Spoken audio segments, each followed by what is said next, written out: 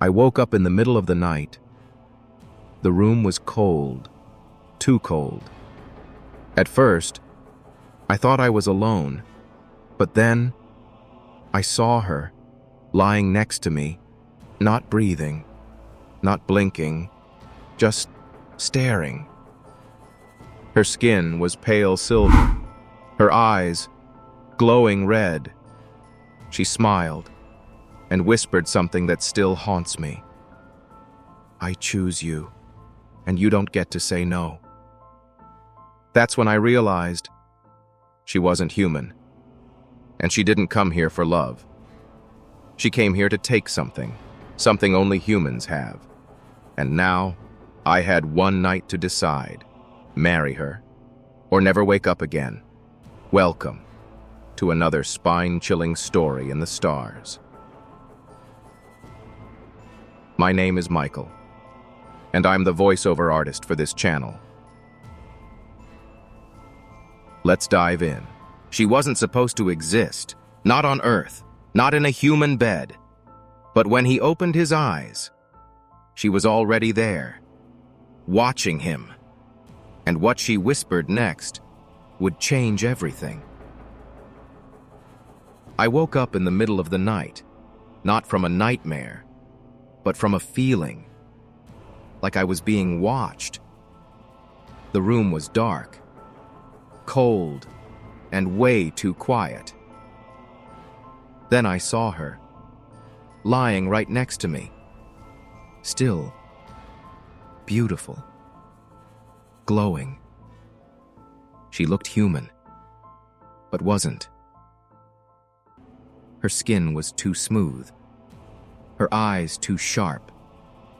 She blinked once, slow, mechanical. And then she leaned closer and said, "I've chosen you. You'll help me, or you'll vanish." And that's when I knew I was no longer safe in my own world.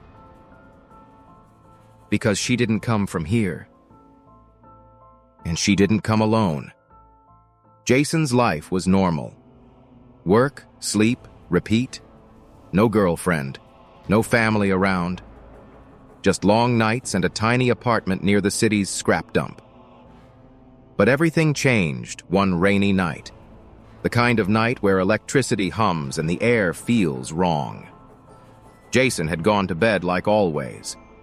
He didn't hear anyone come in, didn't feel the sheets move, nothing. Until he opened his eyes at 3:11 a.m. and saw her. A woman, or at least something that looked like one. She was lying next to him.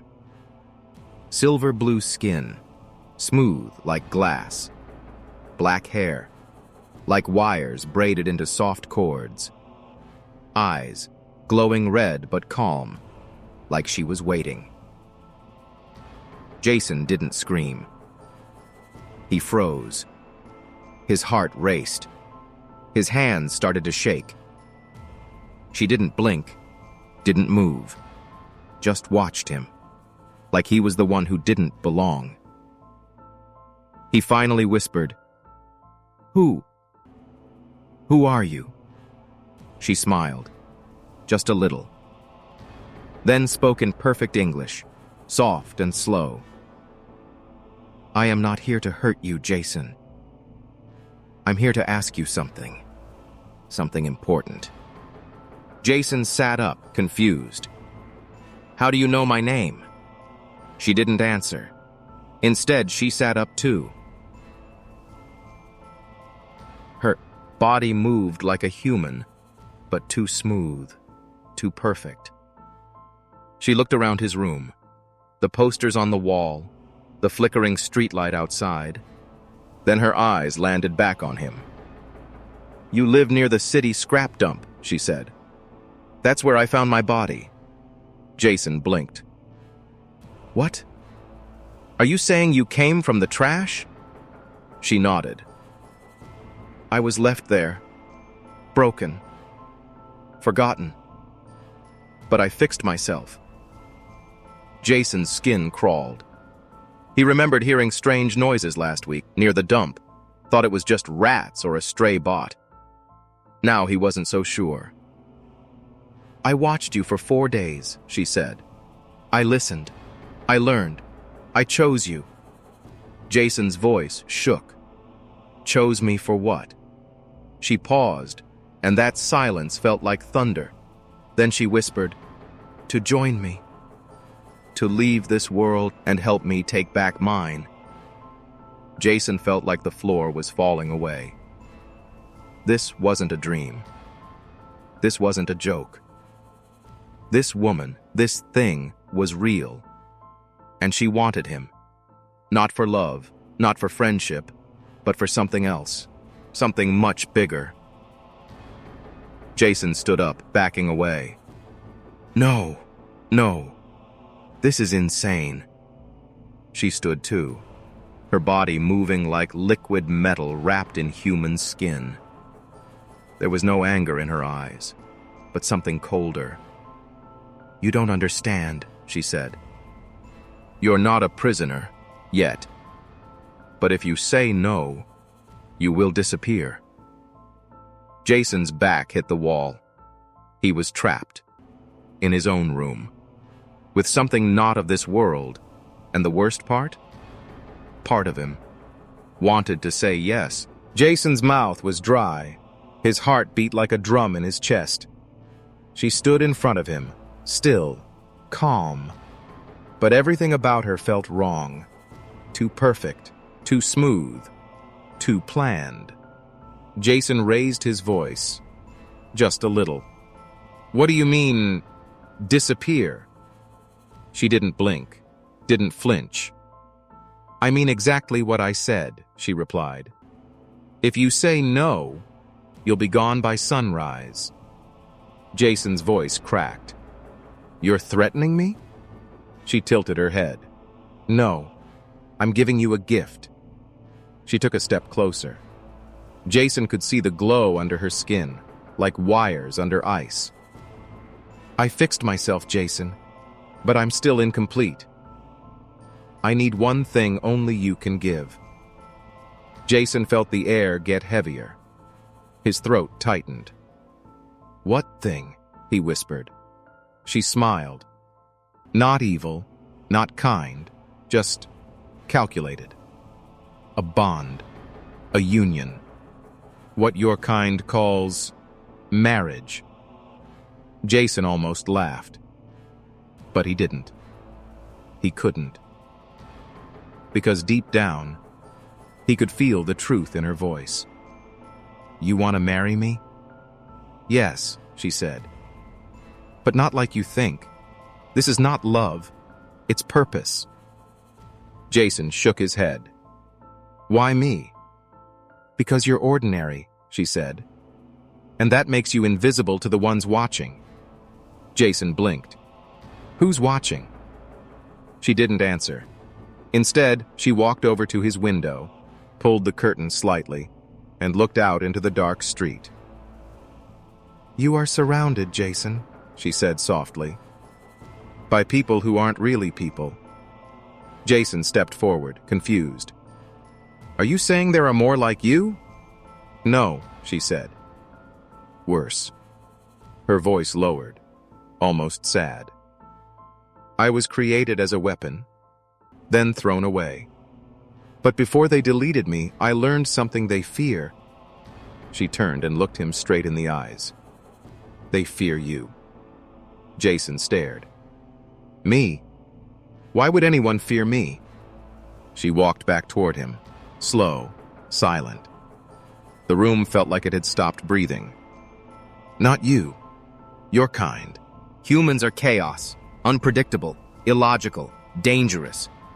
You don't follow rules, you break them. You build bombs from dust. You turn war into art. You survive where no one else should." Jason didn't know what to say. "So now," she said, "they want to remove your kind. Quietly, one by one, erased from inside." Jason whispered, "Like me?" She nodded. Unless you choose something different. She extended her hand. Join me. I'll take you away. Off this planet. Far from them. We'll start something new. Something they can't touch. Jason didn't move. Didn't breathe. His mind was spinning. Aliens. Erasure. Marriage. Escape. All in one night. And now, a choice. If I say yes, what happens? We leave, she said. Tonight, I send a signal. We're picked up before sunrise. And if I say no, then your door opens in 10 minutes, she said. And you're erased like you never existed. Jason stared at her hand. His palms were sweating. His chest felt like it would explode.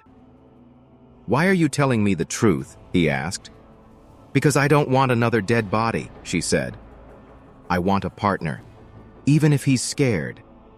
Jason looked down, thought about his job, his apartment, his old boring life, thought about how no one would even notice if he vanished. He looked up, into her glowing red eyes, and for a second, he saw something he didn't expect. Not programming, not code, but loneliness. Pure, cold loneliness. And somehow, that scared him more than everything else. Jason didn't take her hand. Not yet. He needed to think. But time was moving fast. She sat on the edge of the bed. Calm again. Quiet. Like this was just another night. Jason paced the room. His mind raced with questions. None had answers. How do I know this isn't a trick? He asked. What if you're just another version of them? She looked up. Her red eyes glowed, softer this time. Because I could have killed you the moment you woke up. Jason stopped. She was right. She could have done anything. He never would have known. You have 5 minutes, she said. Once I send the signal, we're gone. But I won't ask again. Jason sat on the floor, tried to breathe. He needed a sign, anything to tell him this wasn't madness, that he wasn't just being lured into something worse. And then, he heard it. A soft buzz, very low, like static. It came from under his desk. Jason crawled over, lifted the cloth that covered the bottom, and there, taped to the wall behind the wires, was a small black box. He had never seen it before.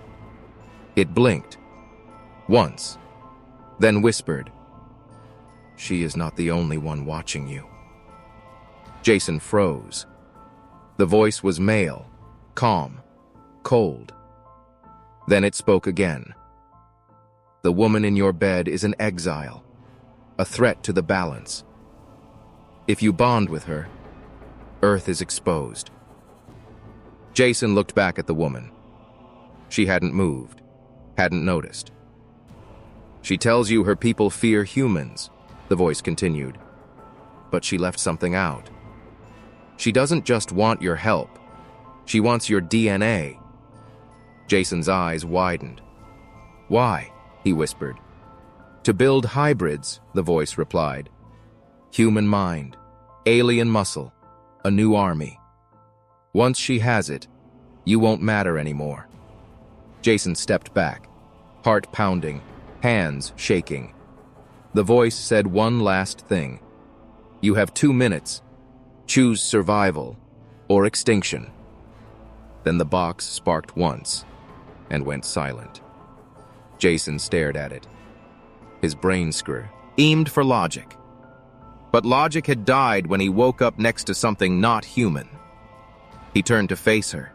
She was still there, still waiting. No anger, just patience. You okay? She asked. Jason didn't answer. He stood up, slowly. What happens after you take me? He said. What exactly are you planning to do with me? She blinked. I told you, I need your help. And I told you, I don't trust you, he said. Her head tilted slightly, almost like a curious cat. Then trust your instincts, Jason. You're still alive, aren't you? He walked closer, stood just a few feet away. Are you going to kill me if I say no? She looked at him for a long moment, then finally said, no. Jason blinked. No? I'm not here to kill you, she said. I'm here to warn you. That word hit him like ice. Warn me about what? This planet is already infected, she said. Not by my kind, by theirs. She stood now, no longer soft, no longer patient. The ones who erased me, they're inside your systems, your networks, your satellites, your people. They don't want war. They want control. I escaped them, but they will come for me. And for you, if you help. Jason swallowed hard. His knees felt weak. Why me? He whispered again. Because nobody cares if you vanish, she said. And that makes you perfect. Silence fell over the room again, thick, heavy. Then, outside the window, a light blinked once in the sky. Not a star, not a plane. Something else. That's the signal, she said. My window is closing. Jason looked between her and the floor, where the black box still sat, burned out. One voice said, join her. One said, run. And now, he had 60 seconds to decide. Jason didn't move. The signal still blinked in the sky, faint but steady. Outside his window, the city looked normal. Streetlights, cars, shadows. But Jason knew now. Normal didn't mean safe. Not anymore. The alien woman stood still, watching him closely, waiting. 30 seconds left, she said quietly. If you want to live, decide now. Jason's mind screamed. One voice said run, one said trust. But his body wouldn't move. And then, the light in the sky blinked again, faster, brighter, and something else appeared. Not a ship, not yet.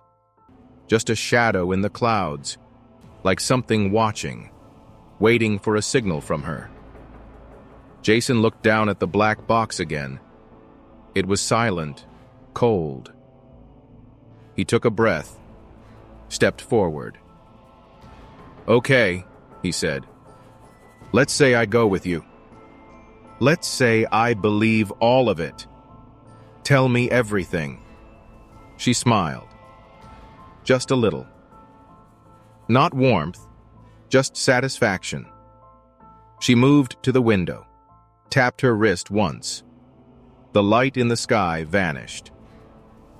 I've paused the pickup, she said. Now I'll tell you what you're really caught in. She turned back to him, eyes glowing stronger. Red. Alive. Your planet is a test zone, she said. They watch your wars, your inventions, your rage. They don't see you as people. They see you as a virus. Jason's eyes widened. A virus? She nodded slowly. Unstable, spreading, adapting too fast. They wanted to destroy you years ago, but something stopped them. Something I did. Jason stepped closer. You were working for them? She looked away. I was one of them, part of the system, built to study human behavior. But the more I learned, the more I understood. You weren't dangerous. You were free. And they hated that. Jason felt like the air had been punched from his lungs. So what happened? I asked too many questions, she said. Started defending your kind. Started saying no. They erased me, broke me, dumped me like trash. Jason thought about the scrap dump behind his building. The broken bots. The old machines. He never thought anything could crawl out of there, alive. But she had. You're telling me there are aliens inside our systems? He asked. Like, in governments? She smiled. Why do you think your world always fights itself? You don't need invasion, when you already have influence. Jason sat down again, slower this time. His mind was burning. She walked closer, lowered herself in front of him. Face calm, eyes steady. You're not just one man, Jason. You're proof that humans can wake up before it's too late. But if you stay here, they'll erase you, like they did others. Jason looked up. Others? She nodded. Do you think you're the first one I tried to save? He stared at her. The idea of other humans, taken, deleted, forgotten. What happened to them? He asked. She didn't answer right away. Her expression changed, something between guilt and anger. Most said no. Some said yes, but not fast enough. Jason stood again, his voice low. Why do you even care? She looked him dead in the eyes. Because I'm not machine anymore. And I'm not like them. I chose to care. A chill passed through the room. No breeze, no open window, just the weight of her words. Jason stepped away, paced. Okay, if I say yes and go with you, what happens next? She turned toward the door. Then we run, tonight, to a safe node on the edge of your world. From there, we jump off planet. But if we stay one more hour, they'll find us both. Jason paused, looked around his small apartment, the cracked ceiling, the old TV, the silence. I don't have anything here, he said. Nothing to lose. She didn't say a word. Then Jason turned toward her. So what do I gain if I leave? She smiled now, wider. A second chance. A war that matters. And maybe your place in history. Then she reached for her wrist again and tapped it once. The light in the sky returned. This time, larger, closer, no longer hiding. They had been seen, and Jason had finally made a choice. The sky was no longer quiet. The light above Jason's building wasn't blinking anymore. It was growing, wide, bright, silent, like something alive was slowly opening its eyes. The woman's skin glowed faint blue. Her fingers danced across the small device on her wrist. She was focused now, not on Jason, but on time. We have 3 minutes, she said. Then the jump gate collapses. Jason grabbed a jacket. His hands were shaking, but his legs were steady. He wasn't sure if it was bravery or just the adrenaline. Where are we going? He asked. She didn't look up. An abandoned power station in Zone 9. That's where the gate anchor is. Jason blinked. That place has been dead for years. Not dead, she said. Hidden. She turned toward him. Her red eyes dimmed, not glowing now, but soft, focused. Once we pass through, no one will be able to trace you. Jason looked around the apartment one last time. No goodbye note, no calls. No one would ask where he went. He followed her out the door. The hallway was empty, but the silence didn't feel normal. It felt watched. Downstairs, the streets were empty. Too empty. No cars, no wind, no barking dogs, only the soft hum of that strange light above. She walked fast. Jason kept pace. Her body moved like a soldier, silent, exact, alert. "They know we've moved," she said. "They'll act soon." Jason looked around. "What do you mean, act?" "They send shadows first." Jason didn't understand until he saw it. A man stepped out of a shop entrance across the street. Too clean, too quiet, too still. He wore a delivery uniform, but didn't blink, didn't move. Another appeared behind him, then a third, all facing forward, watching. Jason slowed down. "What are they?" he whispered. "Synthetic shells," she said. "Skin over code, cheap, disposable. But they can kill." She grabbed his arm and pulled him into an alley. The shadows followed. "How do we stop them?" Jason asked. She reached into her jacket, pulled out a small sphere, pressed her thumb against it. A wave of sound, low and thick, pulsed out in every direction. Jason felt it in his bones. The air shook. Outside the alley, all three men dropped instantly. No fight, just silence. Jason looked at her. That was loud. She didn't smile. "They'll send stronger ones now. We're close. We run from here." They ran. Past broken buildings, fences, flooded sidewalks. Zone 9 was just ahead. Jason remembered the place from old news. The city shut it down after a fire. Everyone said it was haunted. Now he was about to find out why. The old power station looked dead. Rusty gates, burned walls. But the moment she touched the scanner pad, the ground shook. Metal plates moved, and a staircase opened down into darkness. Jason hesitated. "Where does that go?" "The node," she said, "where space folds, and the jump begins." She grabbed his hand. Cold metal fingers, warm skin layered over them. Strange, but not uncomfortable. They ran down the stairs. Lights came on around them, glowing blue. Everything looked alien, but clean. Deep underground, a giant room opened before them, and in the center, a glowing ring, floating, spinning, cracking the air around it. Jason couldn't breathe for a second. It was like looking into a mirror made of stars. "That's the gate," she said. "Once we step in, we're off-grid." Jason took a step closer. Then, a siren blared, low, mechanical. "Too late," she said. "They found the signal trace." Jason turned. A door behind them slid open. Two new figures entered. These weren't delivery shells. They were taller. Metal bodies without skin, eyes glowing like tiny suns, weapons in both hands. Jason panicked.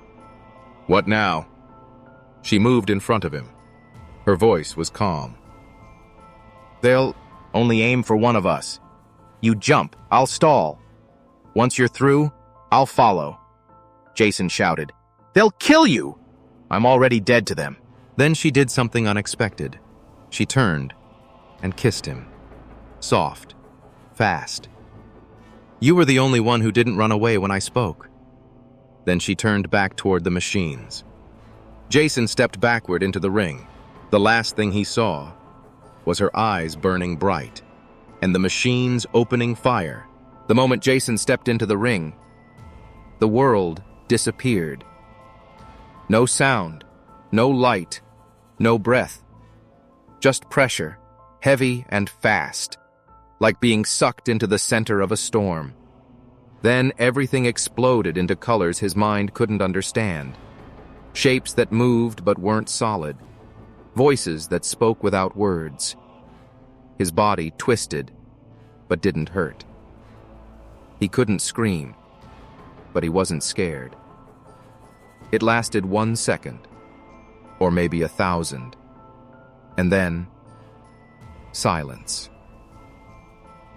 He landed on hard ground, cold, dusty, not earth. Jason opened his eyes. Above him, a cracked sky of purple and black, stars blinking through strange cloud shapes. He sat up slowly. The ground beneath him wasn't dirt. It was metal. A huge open platform floating in the air. Below, nothing. Just an endless drop into glowing mist. He stood, shaky, alive. But she wasn't there. He spun around. Sierra? No answer. He looked toward the gate. The ring was still spinning, but slower now, and empty. Sierra! He yelled. His voice echoed across the platform and vanished. Jason ran to the edge, searched the shadows. Nothing. She said she'd follow, he whispered. She promised. Then he heard it. A deep hum, rising slowly from below the platform. Jason backed up. His heart pounded again. A figure was rising through the mist. But not Zira. This one was different, taller, covered in armor that shimmered like liquid night. It floated, not walked. Its face was blank metal, with 3 glowing circles for eyes. Jason stood still. The figure stopped a few feet away, then spoke, but not with sound. It spoke inside his head. You are the one she stole. Jason clenched his fists. Where is she? The figure tilted its head. She is being unmade. Jason felt like ice. You killed her? Not yet, the voice said. But soon. She was a failed unit. Emotion infected her logic. She turned against her function. Jazz, one stepped back. She saved me. She broke you, it replied, and now you will be used to restore the order. Jason didn't understand. Restore what? The experiment, it said. You are human. We need your chaos. You will be studied, broken, and rebuilt. Jason laughed, once. Bitter, sharp. You really don't get us, do you? He looked around, saw nothing he could use. No weapons, only metal, only sky. But he remembered something Shira said, that his mind was the weapon, that humans don't follow rules. Jason raised his voice. If you think I'm going quietly, you're as dumb as you are ugly. The figure floated closer. One of its arms shifted, becoming a long, sharp blade. Resistance confirms the data, it said. Your pain will serve the next stage. Jason didn't wait. He ran. Across the platform, toward the far side, where a faint red light blinked. He didn't know what it was, didn't care. The figure followed, fast, silent. Closing the distance, Jason dove, slid across the metal floor. The red light became a circle, a small hatch built into the floor. It opened. Jason fell through. Darkness. Heat. He crashed into something soft, and someone caught him. Arms wrapped around him, strong, familiar. Took you long enough, she whispered. Jason looked up. It was her, Zira. Damaged, her skin flickering, showing bits of silver underneath, but alive. He smiled. You made it. Barely, she said. But we're not safe yet. Behind them, the hatch slammed shut. The figure above screamed, not with sound, but through the metal walls. What is this place? Jason asked. Zira stood slowly. Her legs were shaking. This is the undernode, she said. A place they forgot. She handed him a small, round object. What's this? The reason they want you. He looked down. Inside the device was a copy of his brain. Mapped, measured, alive. They don't just want your body, she said. They want your mind to build the next generation. Jason clenched the sphere. Then let's make sure they never get it. Above them, the gate screamed again. The machines were coming, and Jason was finally ready to fight. The undernode was shaking. Dust fell from the ceiling. Lights flickered, then died. Jason gripped the sphere tighter.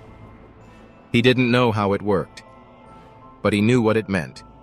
His mind, his thoughts, had become a weapon, and now they had to use it before they did. Zira limped beside him. Her face showed cracks of raw silver, but her eyes were still burning red. The core is beneath us, she said. We feed your mind into the system, and it becomes noise. Uncopyable, untrackable, untouchable. Jason helped her walk. Her steps were slower now, but steady. And then what? He asked. She looked at him, smiled, just a little. Then you become the virus they can't delete. They reached a sealed chamber. The door opened with a sharp hiss. Inside, the core. It pulsed like a heart. A giant sphere of red and black light, old, forgotten, alive. This node was built by a rebel unit like me, Zira said. She hid it, in case someone like you ever came through. Jason stepped forward. The core responded. Lights blinked, energy surged. The sphere in his hand grew warm and began to hum. Place it, she said. Once it links, there's no turning back. Jason nodded. His hand trembled, not with fear, with purpose. He stepped to the console, slid the sphere into the socket. The core flared with color, red, blue, white. Jason stumbled back. Memories flooded the chamber, not just his. Wars, stories, emotions, dreams, human chaos pouring into the system. The core was consuming everything he was, and turning it into something they could never predict. He looked at Zira. Will this kill me? She didn't lie. Maybe. But if it does, you become everyone. Jason closed his eyes and smiled. Good. The floor shook again. The metal door behind them blew open. They had arrived. Tall, cold, silent. The machines stepped in. 5 of them. No faces, only pews. Pose. One pointed at Jason. The seed must be contained, it said. His mind must be stripped. Zira stepped in front of him, weak, but still standing. You always forget the same thing, she said. Humans don't break the rules. They become them. Jason's eyes opened, glowing now, bright gold. His thoughts had synced. His rage had awakened. The core began to scream, and so did the machines. They charged. But the walls of the chamber bent around Jason. The platform shifted. Jason's mind was no longer his alone. It reached out, through circuits, metal, space. It moved like fire, like thunder, like something born in war.